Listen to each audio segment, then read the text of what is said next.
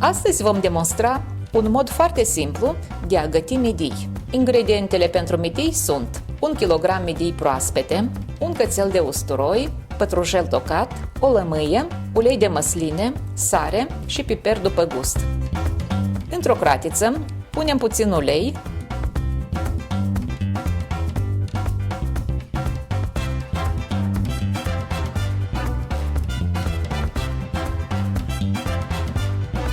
adăugăm apoi un cățel de usturoi destul de mare, tăiat în 4. Lăsăm să se frigă puțin.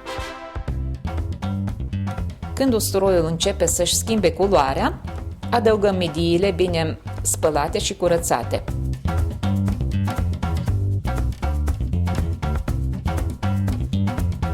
Le amestecăm puțin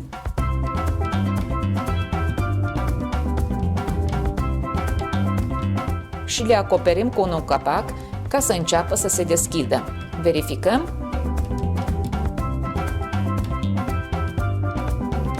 Vedem că midiile au lăsat puțină apă pe care o vom scurge. Acoperim din nou cratița și o punem iarăși la foc pentru încă vreo 5 minute. Amestecăm din nou.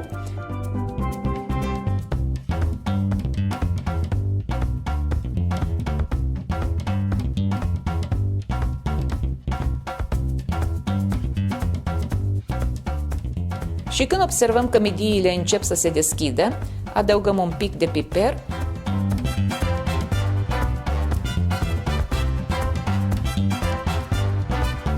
și puțin pătrunjel tocat.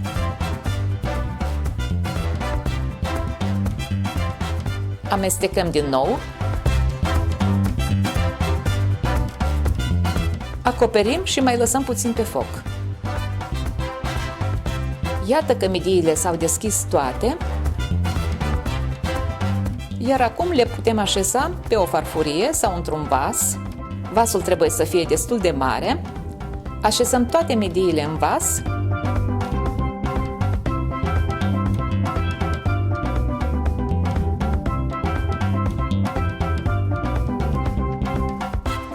Mai adăugăm puțin piper și pătrunjel.